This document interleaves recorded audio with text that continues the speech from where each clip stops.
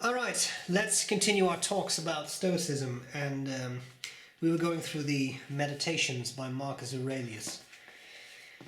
We've ended up in the fourth book, and I would like to dive straight into what is one of my absolutely favorite passages, sections in book 4, and to be honest, in the entire Meditations. Section 3. Men seek retreats for themselves, in the country, by the sea, in the hills, and you yourself are particularly prone to this yearning. But all this is quite unphilosophic when it is open to you at any time you want to retreat into yourself. No retreat offers someone more quiet and relaxation than that into his own mind, especially if he can dip into thoughts there which put him at immediate and complete ease. And by ease I simply mean a well-ordered life. So constantly give yourself this retreat and renew yourself. The doctrines you will visit there should be few and fundamental, sufficient at one meeting to wash away all your pain and send you back free of resentment at what you must rejoin. And what is it you will resent? Human wickedness?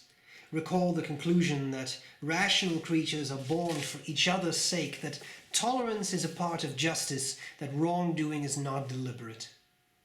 Consider it the number of people who spent their lives in enmity, suspicion, hatred, outright war, and were then laid out for burial or reduced to ashes. Stop, then! Or will you fret at your allocation from the whole? Revisit the alternatives, providence or atoms, and the many indications that the universe is a kind of community. But will matters of the flesh still have their hold on you? Consider that the mind, once it has abstracted itself and come to know its own defining power, has no contact with the movement of the bodily spirit, be that smooth or troubled. And finally, remember that you have heard and agreed about pain and pleasure. Well then, will a little fame distract you? Look at the speed of universal oblivion, the gulf of immeasurable time both before and after, the vacuity of applause, the indiscriminate fickleness of your apparent supporters, the tiny room in which all this is confined. The whole earth is a mere point in space. What a minute cranny within this is your own habitation, and how many and what sort will sing your praises here. Finally then, remember this retreat into your own little territory within yourself. Above all, no agonies, no tensions. Be your own master and look at things as a man, as a human being, as a citizen, as a mortal creature. And here are two of the most immediately useful thoughts you will dip into. First, that things cannot touch the mind. They are external and inert. Anxieties can only come from your internal judgment. Second, that all things you see will change almost as you look at them and then will be no more. Constantly bring to mind all that you yourself have already seen changed. O cosmos aliousis, o vios hypolipsis. The universe is change and life is judgment. That last sentence, if I remember correctly, was nicked from Democritus. He stole that one. What a fantastic, fantastic section of text. There's so much in here. First of all, I think the main thought can be summarized as follows. Whatever happens, no matter how bad you feel, you can always retreat into your mind. At any point in time, you can seek a quiet space, sit down, and say, now I enter my own mind. This is where I will be for a bit. And even if you don't have a quiet space, you can be commuting on a stuffed, overfilled train and stand there with people all around you, all leaning against you, and you can still retreat there. You always have that option. And what a powerful option that is. That you can just slip into your own mind, be at peace. I hate to use a term like this, but go to your happy place. Go to a place mentally where you like to be. Your body can be in one place, but your mind can be somewhere else entirely. It can even be somewhere in the universe, not on this planet. Your mind can visit friends who are no longer there. Your mind can think about where you will be 10 years from now. Your mind can do all of those things. And no matter how stressed you are, no matter how terrible your circumstances are, you can always go in there. I'm not saying it is a solution, but it can give yourself those few moments of rest and respite. You can be there at any point in time. And I love how Marcus Aurelius, he actually says this: men seek retreats for themselves in the country, by the sea, in the hills, and you yourself are particularly prone to this yearning. He talks to himself. I myself want to do this. I want to go to the hills and to the country, and I want to be by the sea. But then he says, but this is all quite unphilosophic, when it's open to you at any time you want to retreat into yourself. Yeah, we all want to be on holiday. Yeah, we all want to be at work. Yeah, we want to be at the sea or in the hills or in the mountains or whatever. But we're not. That's the problem. We're not there, because if we're there, we're fine. And we move away from all the stresses of life with our whatever 2 weeks of holiday we have in a year, and then we go somewhere and we walk around there and everything is fine, and then we come back and everything is crappy again. But that's the problem. When you come back, you always have that moment. You can go back into your mind and think about things and ponder, but not in negative sense, because if you start to think about all the negative things and, oh, this has to be done and that has to be done and she was wrong and he said that and that, that's rumination. Rumination is a bad thing, because it's very hard to get out of that. But that's not what he's saying. Marcus is not saying you should ruminate. He said you should be at peace. Go into the nice area of your mind where you like to be. Isn't that amazing? You always have that option. It's fascinating. We often forget about that. I often find that when I am stressed or whatever, we can't go on a holiday like 15 times a year. Nobody can do that. But you can just take a few minutes. Silence. Be by yourself. I love to go for a walk on the weekend, and just in the, 45, 50 minutes, I walk through a little sort of animal sanctuary here, and it's beautiful.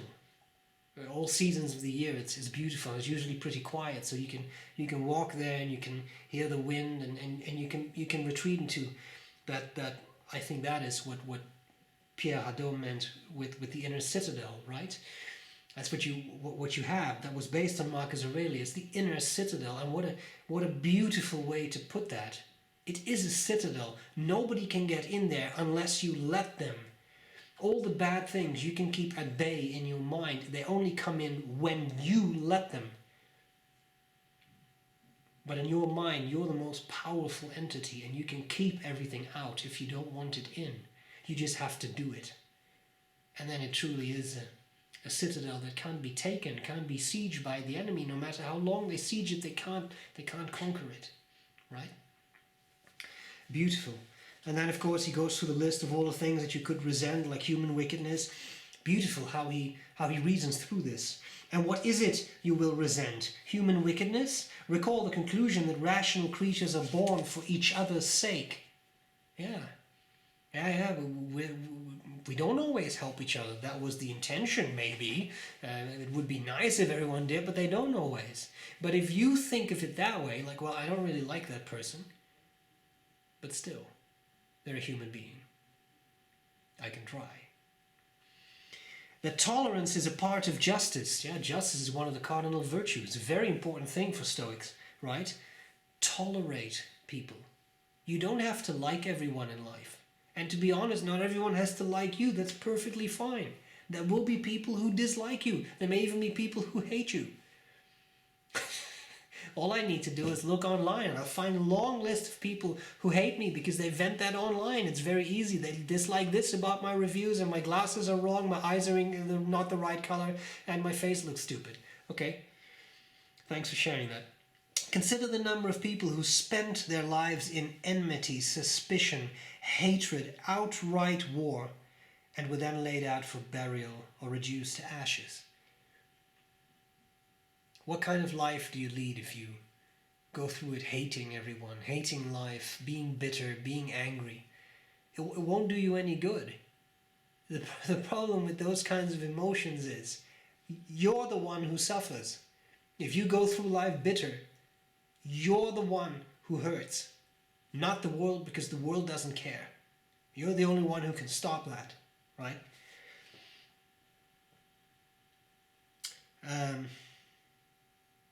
Will you fret at your allocation from the whole? Yeah? Revisit the alternatives, providence or atoms, and the many indications that the universe is a kind of community. It's very nice what he says here. Providence, God, or atoms. Maybe there's no such thing as a God. That's fine too, but then you're just atoms. It's okay. No matter what allocated, whatever you got in life, you have it, and that's your life, and that's the way it is. So you may as well love it, because if you hate it, it's going to be worse for you, right?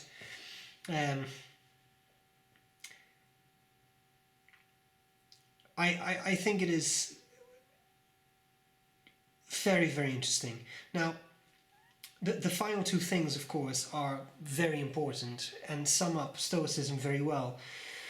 And here are two of the most immediately useful thoughts you will dip into, and this can always be at the ready, right, in your mind. First, that things cannot touch the mind. They are external and inert. Anxieties can only come from your internal judgments.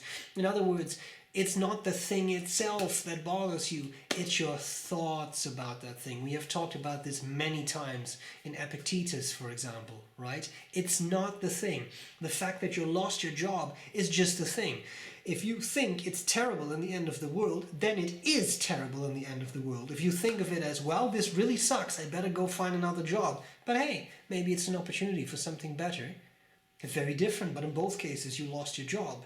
It's up to you to formulate things in such a way that they make sense and that they don't bother you, right? Very important, and a nice concise way of putting that. And this final thing, I remember the first time I read it, I was lying in bed, I was reading Meditations for the first time, and that final sentence gave me goosebumps. Second, that all these things you see will change almost as you look at them, and then will be no more. Constantly bring to mind all that you yourself have already seen changed. The universe is change. Life is opinion. What a beautiful phrase. It still touches me. The universe is change. Everything changes continually. Maybe you will live to be 98 years old. Maybe you'll live to be 25 years old. But it's the way it is. And every second, every microsecond, the universe changes. Right when I say this sentence, the universe is right when I proclaim the sentence, the universe is already not what it was 10 seconds ago anymore. It's already changed. The position of the earth has changed. Your cells change. Like, you do this, they go 1,000 cells. I don't know. Like this happens all the time. Everything changes. Not just you physically. You age. Less hair, people. By the day, less hair. But it's okay. Because it's me. This is my body. I only get one. It's okay. It'll be fine without hair too, right? Oh my God, it's Michel Foucault. Anyway, so it'll be fine. It'll be fine, right? Everything changes. You change all the time. Your relationships change. Friends come and go. It's okay. And then that beautiful final phrase. Life is opinion. Or vios hypolypsis. Life is just that. Your opinion. You can change your opinion, remember? You can't necessarily change everything in your life, or anything, but you can change your opinion about it. And if you can do that, then you are well on your way of becoming a Stoic. Prokopsis, you're making progress. And I very regularly say this to myself, moments when I struggle with things in life. The universe is change. And life is opinion. I love it. I hope this was relevant to you, something that you can apply. And I'll gladly see you next time. Bye-bye.